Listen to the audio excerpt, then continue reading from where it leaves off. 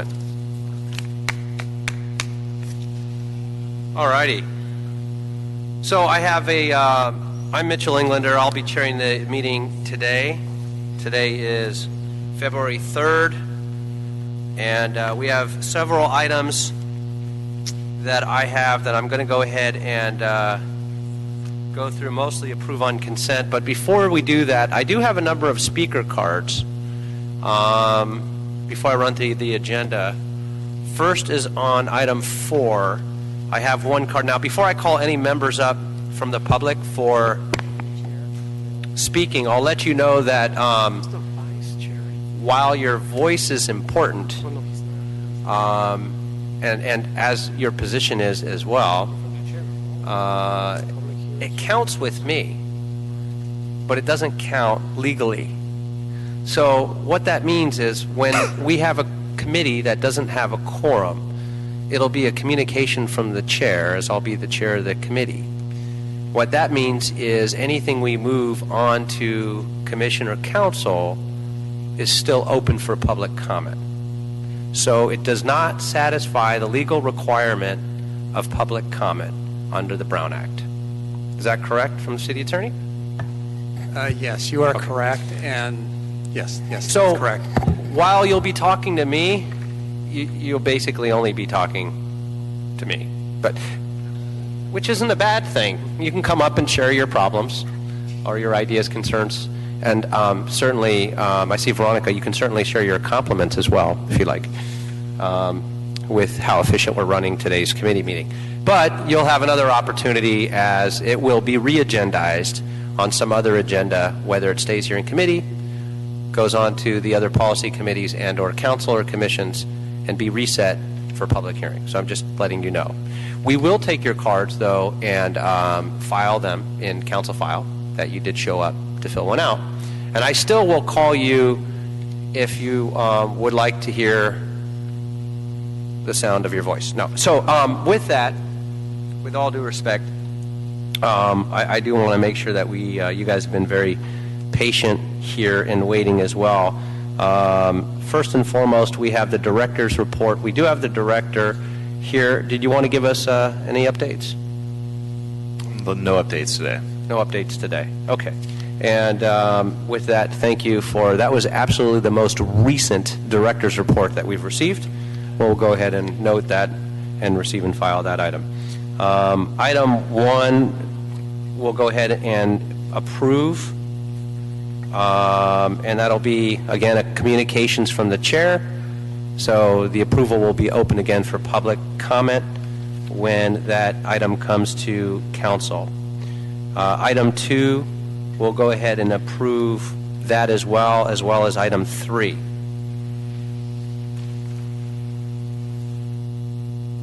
Item 4, I have a card on from Heather. Did you want to speak from CD 15?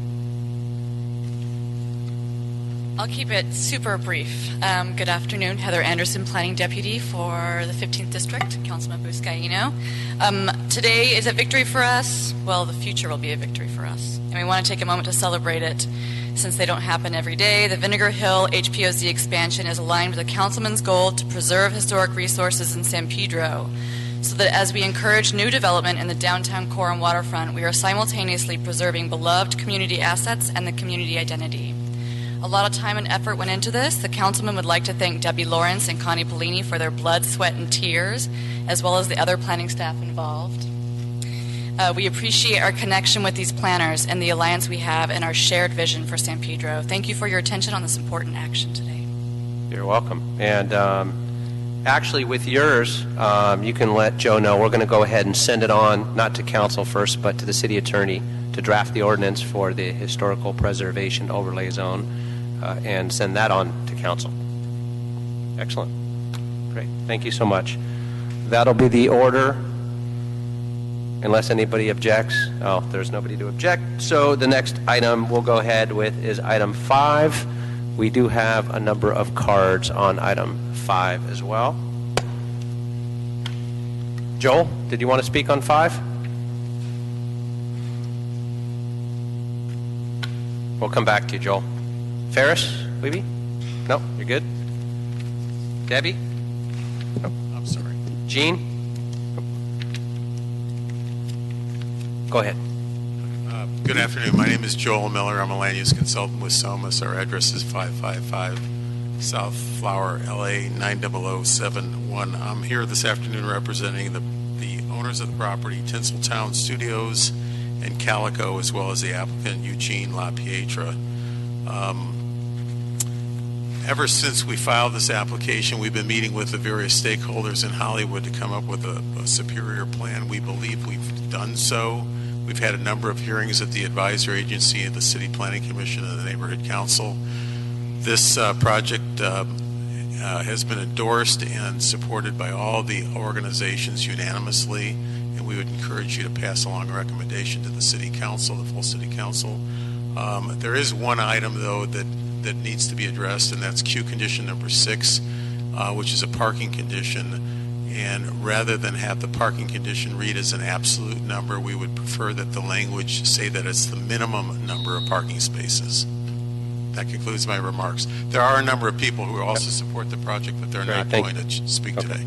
Thank you. Yeah, and I see here we've got very specific parking numbers at 1391 and 123,501 and square footage. So I see that those numbers are delineated as well. Jim McQuiston, did you still wish to speak? Okay, so with that, on item 5, I'm actually going to go ahead and, with a communication from the chair, move it to council as is, but there's opportunity at that venue to go ahead and change it with that as well. And I would suggest meeting with Mr. Labange's office, talking about that change. On number 3, we'll actually go ahead and clarify that we're adopting the revised resolution that was circulated on number 3. So number 3 was approved with the adopted revised resolution. Okay. Then we'll go ahead and jump over to I'm going to skip, 7 is closed. On 6,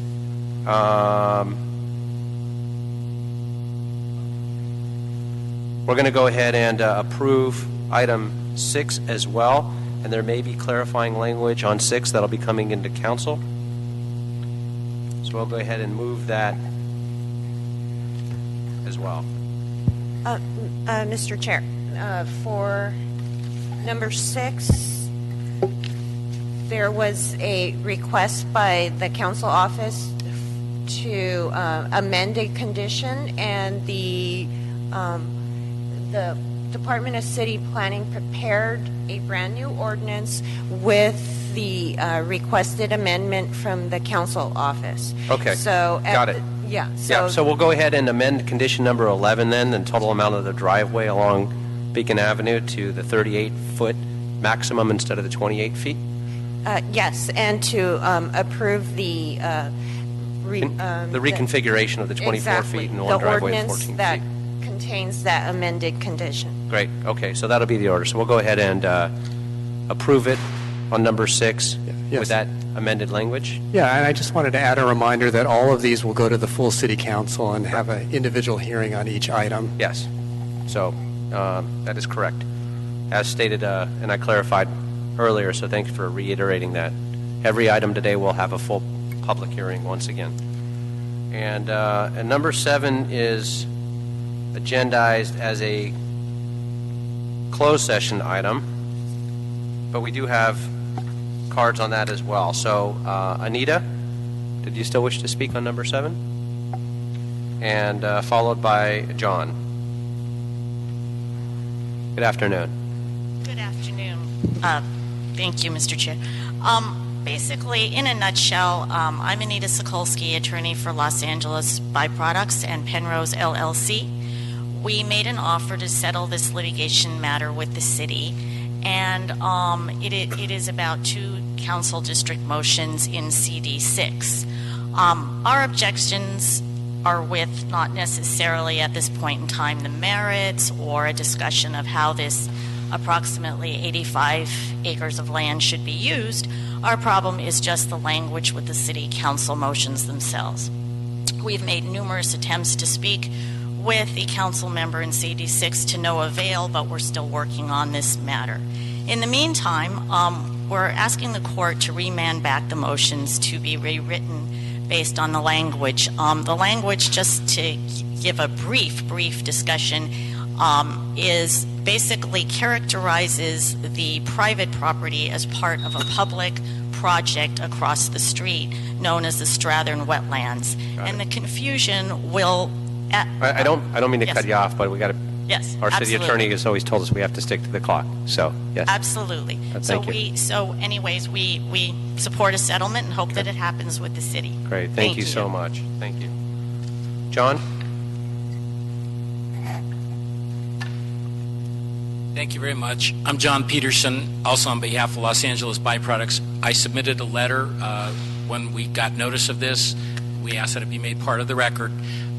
Basically, we're asking for good planning to be undertaken here. The motions that were adopted basically mislead the city council into believing that private property was public property. This involves private property that's being downzoned from industrial to open space. The motion should be rewritten so that there's transparency, clarity of purpose, so that if the city council does proceed with a motion, it understands what it's doing. As the motions were written, the city council couldn't have understood what it was doing. And that's what the nature of our settlement is, to remand this, have it redone, start over again, and at least let everybody understand what's happening. Thank you very much. Excellent. Thank you. Okay, so what I'm going to do on item 7 is no recommendation from the chair or the committee, but go ahead and moving on to the city council without a recommendation.